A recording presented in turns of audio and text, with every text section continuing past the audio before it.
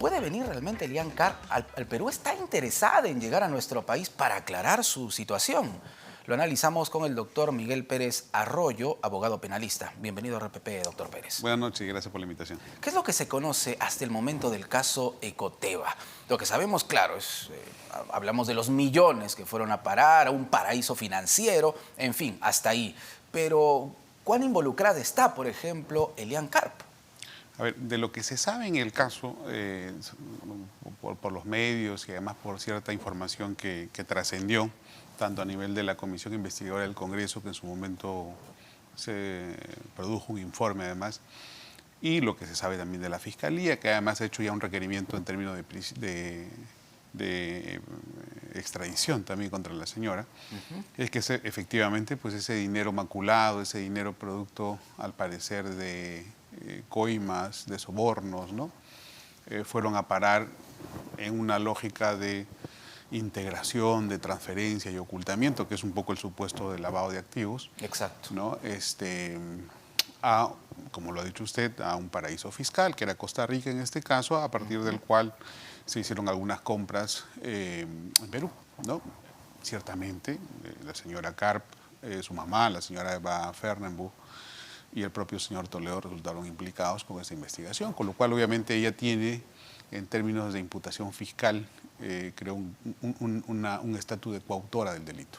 En este momento, si Elian Karp viene a nuestro país, ¿tendría que ir a una celda? ¿Estaría en libertad? ¿Estaría en calidad de investigada? ¿Qué pasaría con ella si voluntariamente viene a nuestro país? A ver, no sé exactamente si ya hubo un ofrecimiento claro y concreto, pero al parecer, por lo que ha trascendido en los medios, dice ella que sí va a venir. Al parecer también hay un tema de prisión preventiva en contra de ella, con lo cual obviamente su estatus en Perú sería pues el de una presa preventiva, de una rea preventiva en términos procesales, con lo que la variación o la posibilidad de variación de su detención o el cese de su prisión dependerá pues de las circunstancias que sus abogados también establezcan al momento en que ella llegue.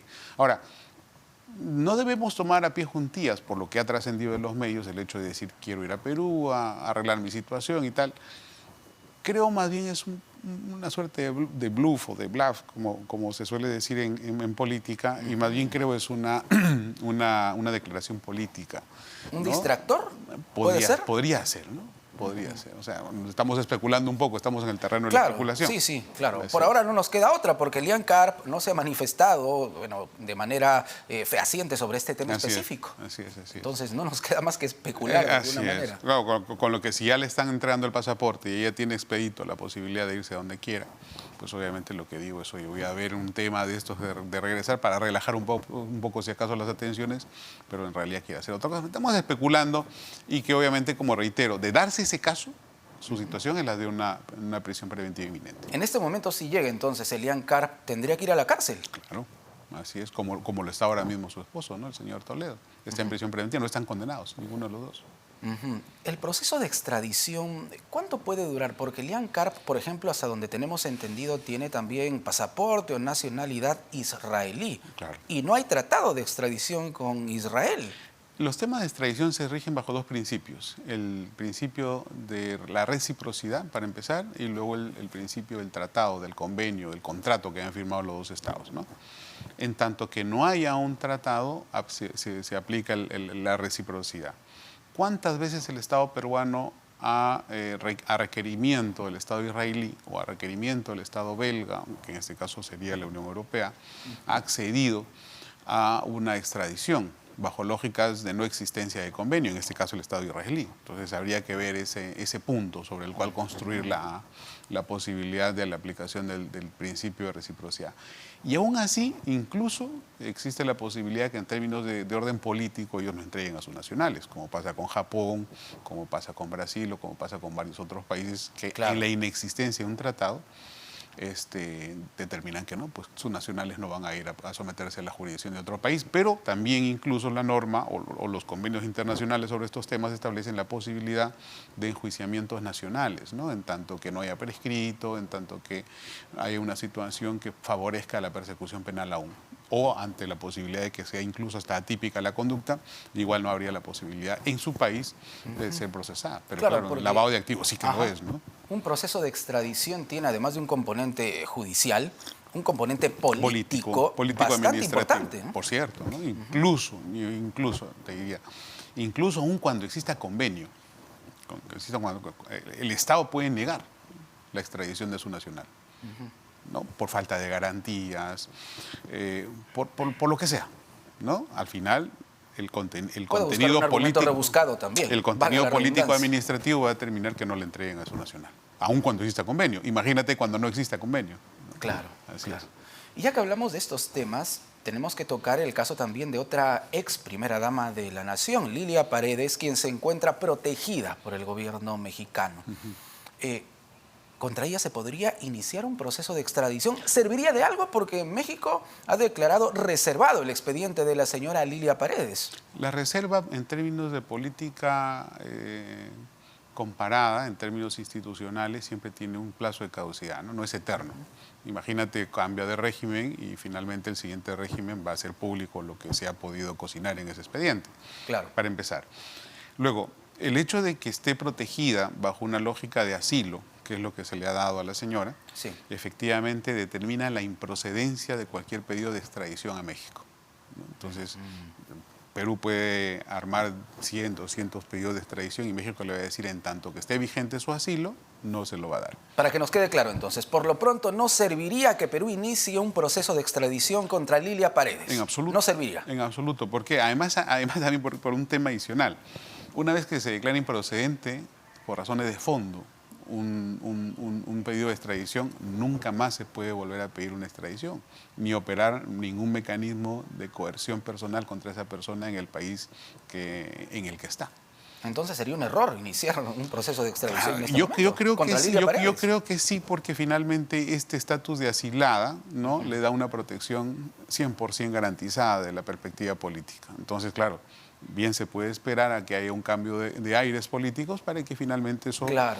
prospere, porque finalmente son delitos tan graves que no van a prescribir fácilmente. Además, también hay una norma en el Código Procesal Penal que establece la suspensión de la prescripción en tanto se haya formalizado la investigación, con lo cual hay tela para rato en ese caso. En pocas palabras, que ingrese un gobierno de otra tendencia ideológica, porque hablemos claro, hablemos sin vueltas, Así así es. como lo hacemos aquí en el Como el programa. programa, sí. El gobierno de AMLO es un gobierno izquierdista Así muy es. cercano a la gestión de Pedro Castillo, entonces en esas circunstancias es imposible pensar en una extradición. No solamente muy cercano, sino con prácticas que han sido denunciadas por los propios mexicanos en su Así momento, es. ¿no? Y además Así es. últimamente con un pedido en la Plaza Mayor de México para que renuncie Exacto. y por temas de corrupción, etcétera. Es decir, no solamente hay cercanías ideológicas, sino también de práctica política, creo, ¿no? En ese sentido. Sí, sí, y eso es bastante lamentable, por Así es. decirlo menos. Así es. Ahora, el Poder Judicial va a evaluar precisamente mañana, miércoles 3 de mayo, un pedido de prisión preventiva contra Lilia Paredes. ¿Sirve de algo? Bueno, sirve como un indicativo de cómo se están manejando las cosas, pero digamos, que trasciende en términos de éxito posible, ninguno. Ninguno, porque la señora está afuera, está con una protección absolutamente garantizada, dado el asilo, y que cualquier pedido, como reitero, va a ser declarado improcedente bajo esa perspectiva. Entonces, ¿por qué se insiste con este pedido de la Por prisión dejarlo, preventiva? por dejarlo, pues obviamente para efectos del orden nacional de las cosas, por dejarlo anotado, ¿no? Porque vamos, la señora, imagínate, en un momento determinado puede regresar, por lo que sea. Y ya Es un procedimiento que se tiene que seguir entonces. ¿Sí o sí? Se tiene que seguir en tanto el fiscal considera que hay los elementos del caso y la judicatura obviamente así lo estima conveniente, ¿no? Pero claro, el hecho de que existan los fundamentos para una prisión preventiva no quiere decir que obligadamente lo tengan que hacer, porque hay veces que se negocia en términos de colaboración eficaz o lo que sea, Claro. y que finalmente no se pide la prisión por alguien que está en las condiciones de ir a prisión. Pero bueno, una vez que ya se haya pedido la prisión, se desenvuelve toda una serie de procedimientos que terminan por una declaración estimatoria, en ese caso del pedido, ¿no? Estamos hablando aquí de un delito bastante grave, doctor, lavado de activos. La señora Lilia Paredes, ex primera dama de la Nación, ¿podría ser sentenciada, condenada en ausencia? No. No. No. Eso está, no solamente está prohibido por la legislación nacional en términos constitucionales y procesales, sino incluso convencionales, ¿no? En términos de derecho internacional. O sea, por lo pronto ella está a salvo, si se quiere, en México. Por cierto, hombre, se puede investigar todo lo que sea, pero se tiene que llevar a juicio a la señora. Y una vez llevada a juicio, determinar si es culpable o inocente. Y en tanto ello no pase, obviamente no se le puede condenar. Pero ella tiene su defensa legal, podría participar de manera virtual. No, hay diligencias personalísimas, ¿no? Hay diligencias que se pueden entender con la defensa sin problema, pero hay diligencias que necesariamente se tiene que hacer con la persona. En este No caso, se pueden juicio hacer de oral. manera virtual tampoco. No. Sí se puede hacer de manera virtual, pero con la persona. Ok. Es decir, por ejemplo, que lo que está pasando ahora con el COVID, creo que está bien que haya diligencias o juicios orales virtuales. Te dan el enlace y tú, que eres el procesado, te enlazas. Que es lo que ha pasado con Toledo cuando estaba en San Francisco. Sí, claro. ¿no? Entonces se enlazó y participó de la audiencia. Y hay protocolos, según el Poder Judicial, hay protocolos de verificación, que esté presente, que tenga voz, que tenga imagen y tal, para verificar que es la persona que está ahí. Entonces, solamente así se puede validar una audiencia en esas condiciones. Si no está presente y solamente está el abogado, esa audiencia no vale.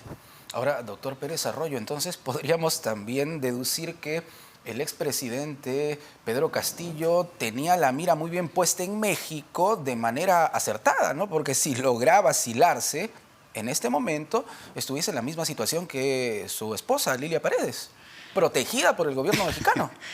De eso no me gustaría opinar mucho porque yo estuve como abogado de este señor, creo, algunos días y obviamente no podría, por ética profesional, opinar de él en los términos que se dio la captura y su detención. Claro. Pero lo cierto es que México, voy a usted lo manifesté, creo que es público, tiene una tendencia política, tiene unas prácticas políticas que son compatibles, digamos, con el esquema político también del señor Castillo. A buen entendedor, pues, pocas palabras. Por cierto. Muy bien. Gracias, doctor Pérez Arroyo.